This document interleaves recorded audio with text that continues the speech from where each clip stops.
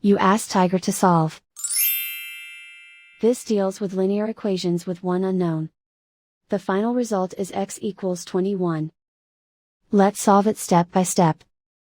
Group all constants on the right side of the equation. Add 3 to both sides.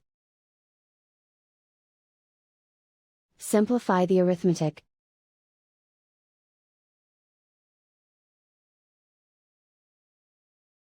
Isolate the x.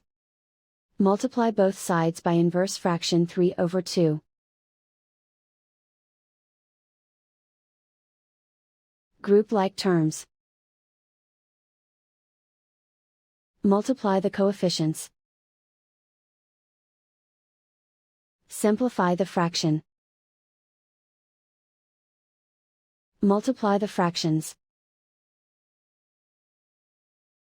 Simplify the arithmetic. And so the final result is x equals 21.